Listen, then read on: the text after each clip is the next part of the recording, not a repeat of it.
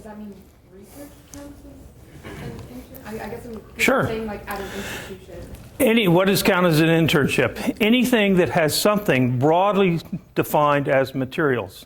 Tom Eager gets to approve your internship. Actually, he has to approve your internship, or you're not in the program. So come next April 1st, you're going to have to fill out a form, which you looks sort of like this, that you have, if you've been over there to look at it. And actually, this form is supposed to be filled out, what, February, Jerry, originally?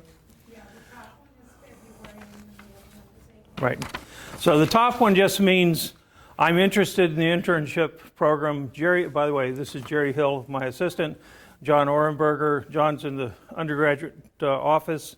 Jerry's my assistant. They run the program, okay? They tell me what to do, okay? But in February, we want to actually have you, and you can do this online, okay, and send it to Jerry by email. You don't have to have hard copies. We're just handing out a copy now so you can see what it is. We just want to know that you're interested, because we're not going to keep emailing every student in the department, only the ones who show their interest in the internship program. By April, you've got to tell us what you're going to do. Now, it doesn't have to be in great detail. There's only 2 lines here to tell me what you're going to do. But if you say I'm going to Wall Street and I'm going to sell stocks, it doesn't cut it. The first time I took over the internship program, there was already a student who came back from Wall Street, and he was playing stockbroker. He had already done it, so I couldn't unapprove it because my predecessor had approved it, but I've never approved one like that.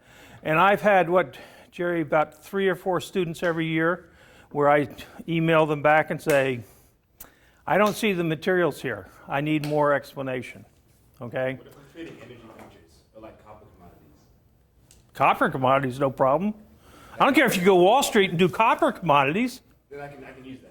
You could use that. Okay, I'm not saying Wall Street's bad. I've been there, okay? You know, I didn't get mugged. Could have been, but anyway. But copper commodities make sense. You have to know something about copper in the copper industry to be able to do an intelligent job on commodities, of materials commodities. What was your other example? You had another example? Or? Energy futures? You mean on Wall Street? Yeah, energy futures. I mean, I take a very broad view of materials, okay? Mm-hmm. But just selling stocks, you can't go out and sell Oric vacuum cleaners and call it materials, okay? That's not an internship. You're supposed to be doing something that uses the things that you've learned as an undergraduate in the area of materials. I mean, it doesn't have to be, I took that in that course, but you're supposed to be using your materials background, okay? So, like I say, I take a pretty broad view, yes? So you don't have to do the same thing both summers. No, you do not. It used to be, 20 years ago, and further back, companies would try to hire the same student back because they were hoping to hire the student. And they used to try to place the students somewhere close to their hometown, okay? We don't do that anymore. The students want to get a variety now. So you can go wherever you want. It usually has to be only 2 things, right? You can't kind of go 3 places one summer and do, but it's supposed to be 2 summers. Yes, there's a question over there. Yep. 1 second. Okay. But in any case, we're flexible on all these things, but the most important thing is start looking now for jobs, because it used to be, when I was an assistant professor, there was a guy, Joe Dosey, who was the administrative officer of the department. He had a degree from the department, but he was an MIT administrator, but he loved working with students, and he would find jobs for the students during the summer. And he'd call up alums, you have any jobs at your company? And then we had someone else took it over from him, and then I took it over, and I said, that's ridiculous. I don't have to find jobs. Each of you could find 10 jobs on your own. So I don't find jobs for you. When Joe Dosey was doing it, he would call me up and say, Tom, you know of any jobs? And frankly, I'd say, well, what location of the country? And one other time he said, Tyler, Texas. I said, oh yeah, I know there's a Carrier air conditioning plant in Tyler, and I know a student who's there, and so why don't we call him up? And sure, we got a job in Tyler for the student from Tyler, right? we don't find that anymore. The students, or you don't seem to care to go home anymore, okay? I don't know what's going on with your families, but anyway, it's changed. The character has changed. Yes, your question? Yeah, so I guess it's a two-part question. So if we end up filling out these forms and signing up, and then maybe our junior year decide that we maybe don't want to do the internship track anymore, can we switch to the regular? I've had 3 students do that this past couple of months, Okay, awesome. And then, who actually had already finished their second internship. But for whatever reason, one of them wanted to turn what they did into a thesis and continue working on it with a faculty member on campus. They liked what they were doing, but they wanted to turn it into more of a research project than a company-sponsored project. And the company-sponsored projects are a little different.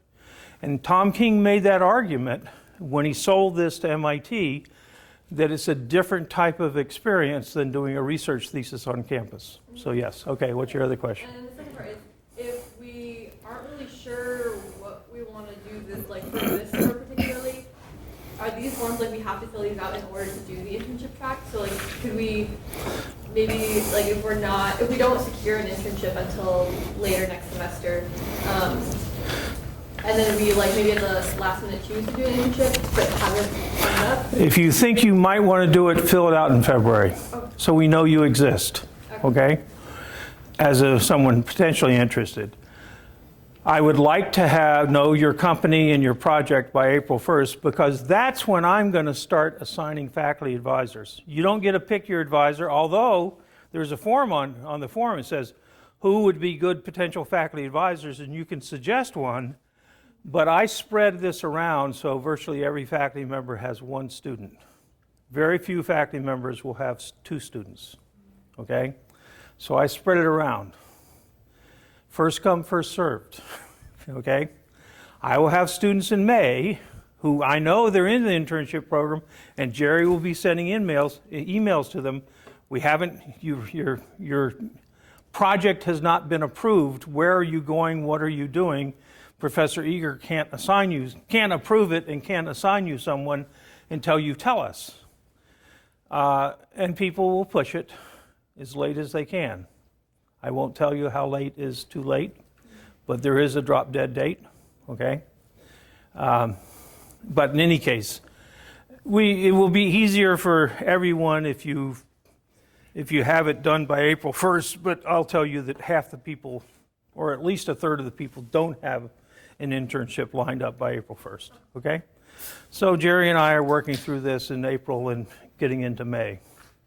I don't think we've had everything done by May 1st before, okay? But so there's always a few stragglers. But you're going to get the faculty advisors that, who knows, I try to pair them with people who have a similar interest, okay? That's one of the reasons for doing this. And I actually know who the faculty are and what their interests are better than most of you, okay? I've been living with them for 20 or 30 years, and you've only been living with them for a year. Okay, other questions? Okay, so let's see, we've already gone through a number of these. 2 10-week internships, you register for the courses.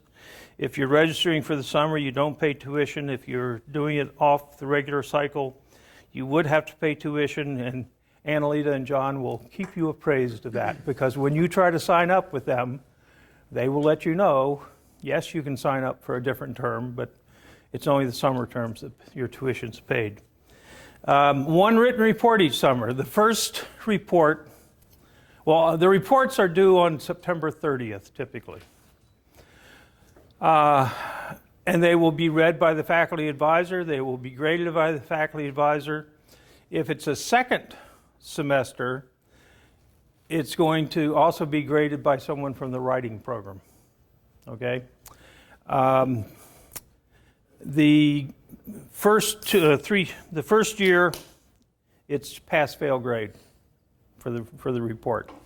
For the second year, it's a letter grade, okay? You have to get a letter grade, and frankly, I'll tell you, you have to get at least a B for your thesis.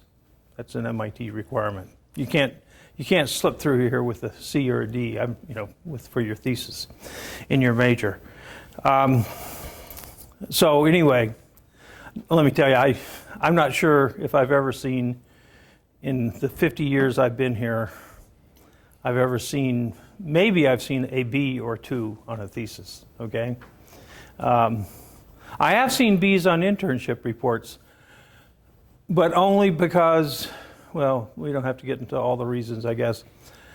You will have a chance to get the feedback from the two people grading it, and then you should have a chance, if you don't have a chance, come see me, to revise it, to see if you can improve your grade based on the feedback. That's what would happen with a thesis anyway. You turn it into your advisor, as long as it's not the very last day. They read it, they make comments, and that's how you all get boosted to super A level, right? Okay, so one written report. Oh, you don't have to report on everything you do that summer. You were asking what is sort of, when you were asking the question, I said, well, if you work on, you might go to some company and they have you work on 3 projects. You only have to report on 1 or 2 if you want. We can talk about that. We'll have another meeting in February, and we'll have another meeting in May for all the internship program students. And certainly the one in May, I'm going to be talking to you about, you're about to go out, you're going to be representing MIT, do a good job of representing us, don't embarrass us. You won't embarrass us technically, okay? It's more people issues, okay? It's always people issues. And it might not be you as a person, it might be your supervisor out there. It might be a fight with the company about intellectual property. I can solve those if you let me know early enough, okay? I can't solve it when you come to me on September 29th and say, the company won't approve it. I will have told you in May how to deal with the intellectual property issues. 60% of the theses at MIT deal with company proprietary information. Most of those are master's theses and stuff, but it doesn't really matter. If 60% of them can deal with the proprietary issues, so can you, okay? You just have to know how to do it, and I'll talk about that in May, okay? You don't need to worry about it right now. Just go find a good project that you would like, where you would like. If you're a senior coming back, not only do you get a letter grade, but in November, you said it's November 8th this year, we will have a morning of presentations, and the students will get all of 10 minutes to present what they did for the summer. And that means no more than 10 PowerPoints, okay? But you can do it. You should be learning how to describe things succinctly. You can call it the elevator talk, whatever you want to call it. But you ought to be able to distill your information down to the essence, okay? And that's one of the things. That's one of the things that makes it very different from doing a lab report in this department. Most of you haven't done lab reports in this department yet. They're going to be 30 and 40 pages. Oh, I hate them, okay? You should hate them too, because they're a waste of time. But the instructors are trying to teach you what detail you have to worry about. When you get to your thesis or your internship report, I'm not interested in everything, all the detail where the cafeteria is at the site you worked at, okay? I don't care.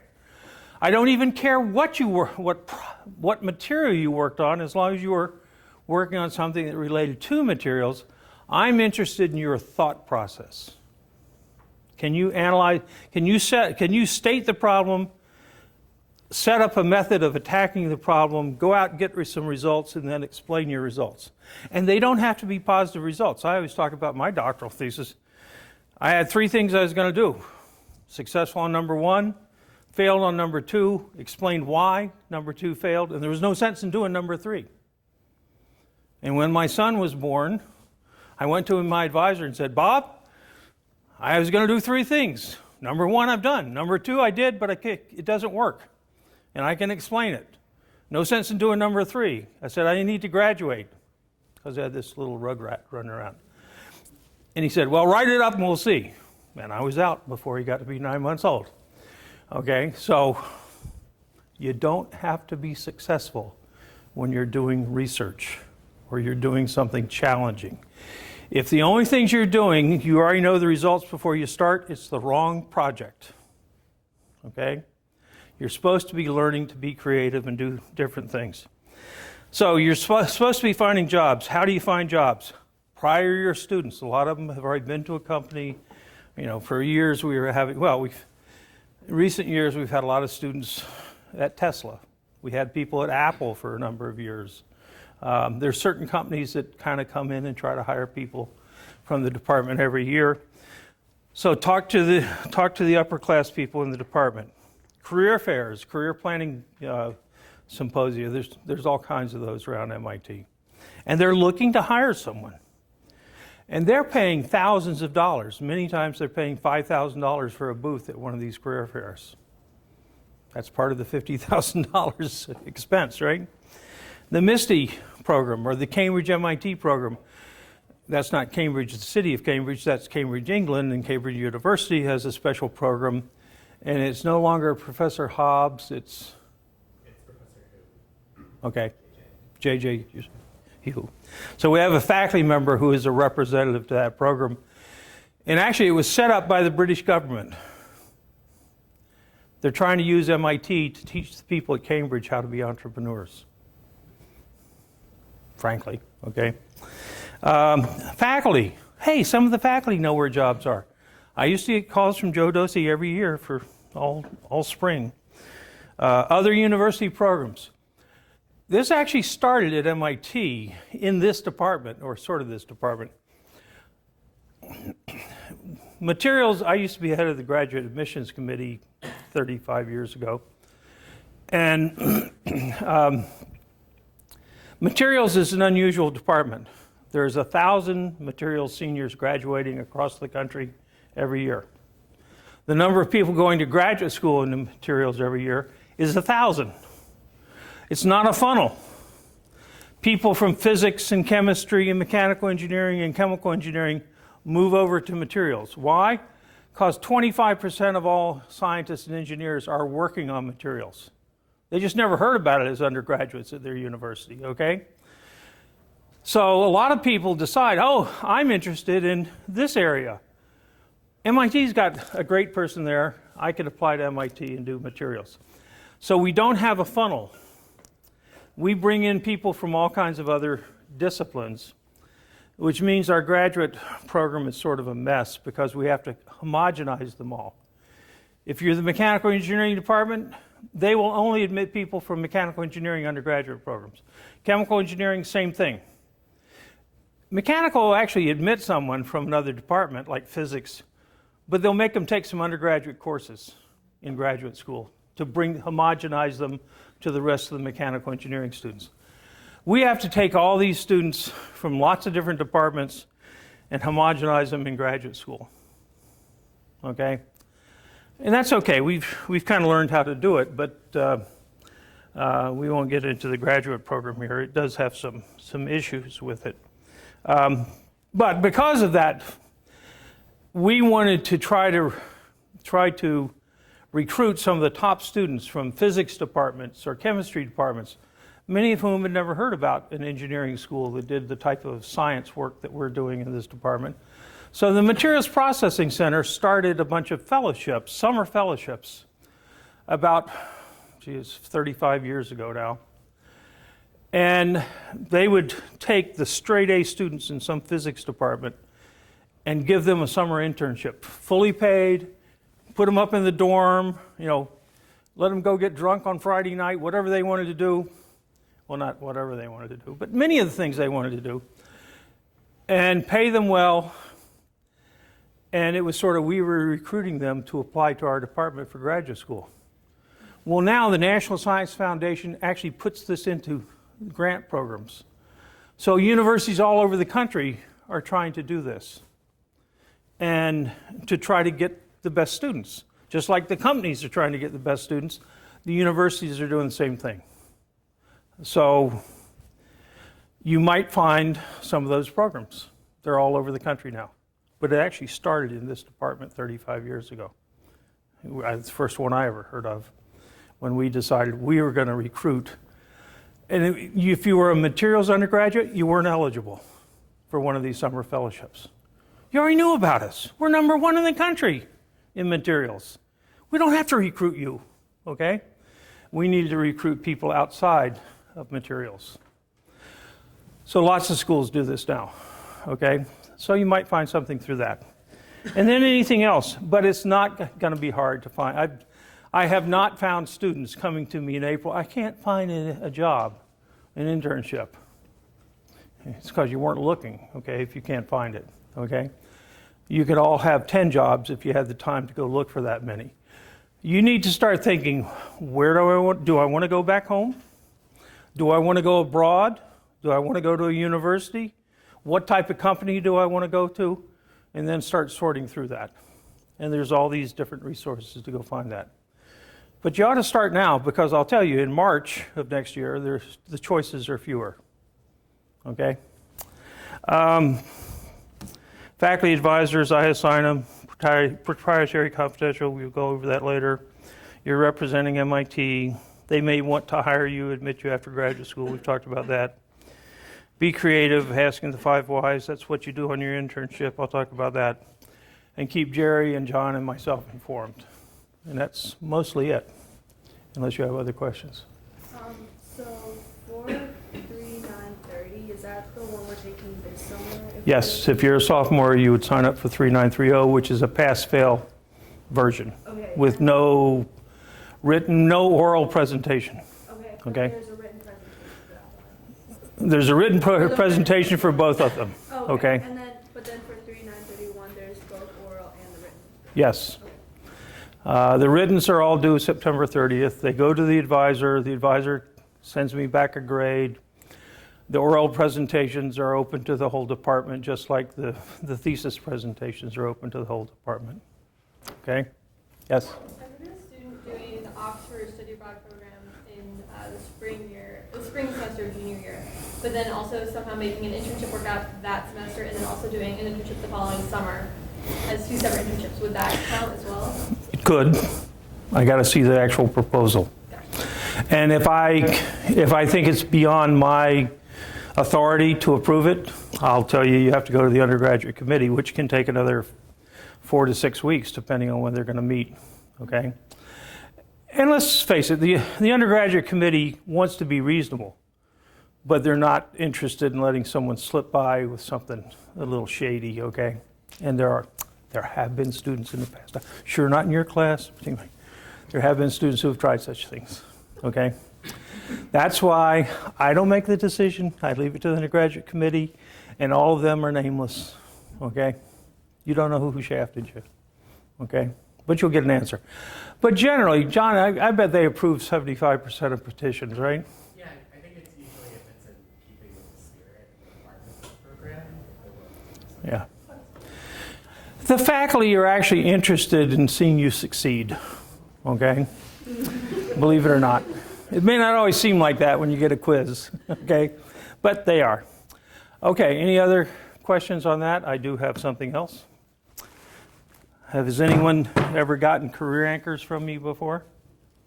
If not, let me explain career anchors. So career anchors is I have tried to get the Dean of Undergraduate Education to give these to all freshmen, okay? But he didn't want to pay it much attention.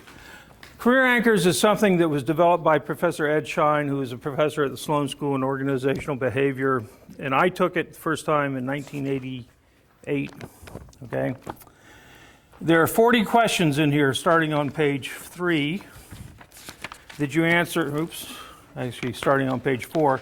You answer never, seldom, often, always, 1, 2, 3, 4. And then there's a scoring page on page 7, and then you add up the scores, and it will tell you which one of the 8 things is your career anchor. A career anchor is the one thing you will not give up when faced with a choice in life.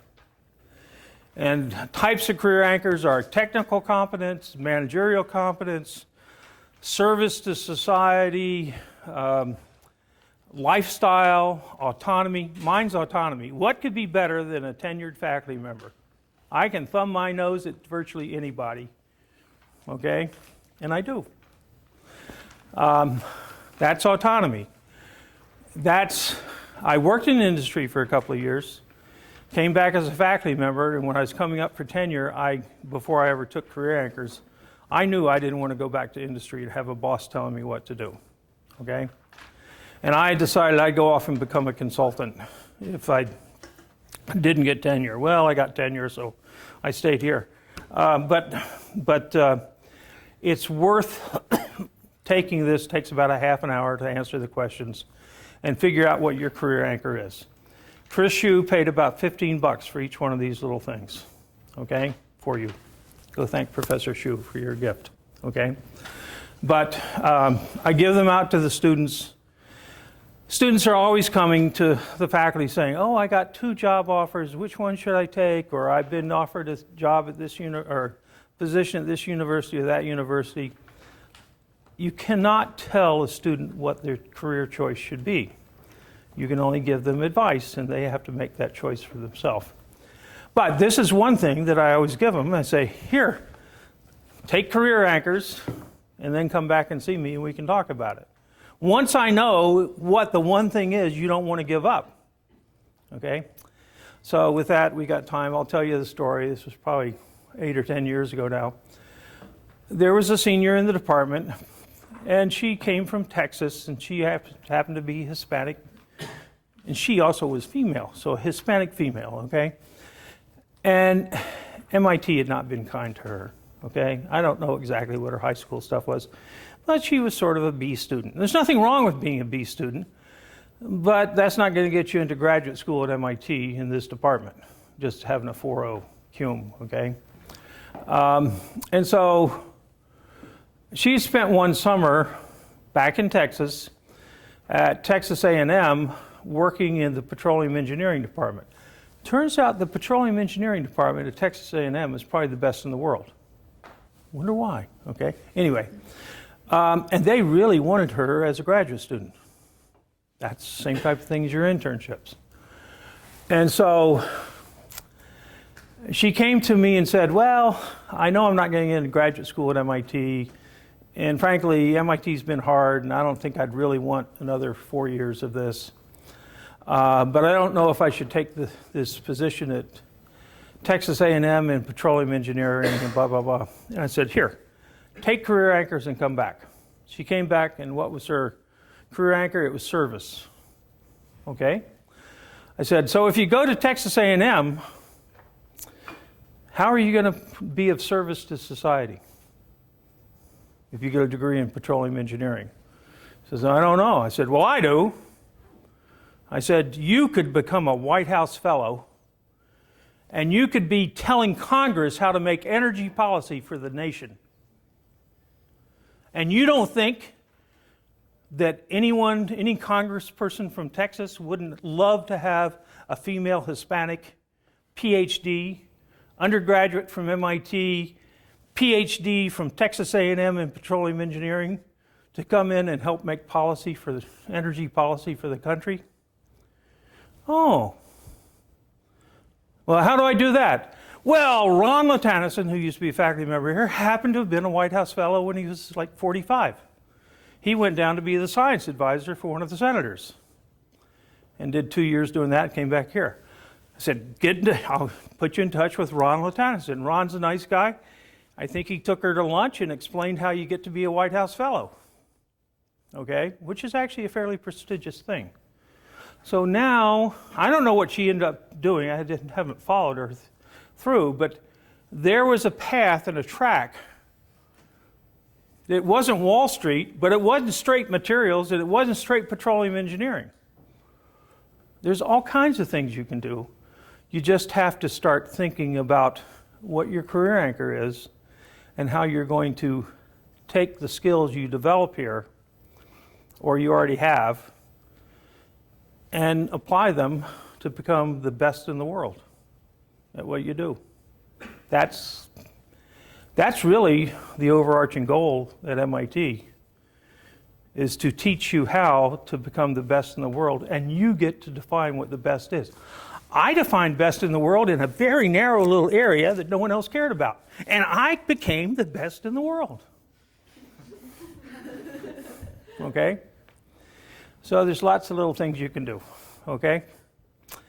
So read Career Anchors in your spare time, okay? And we'll have another meetings in February to talk about,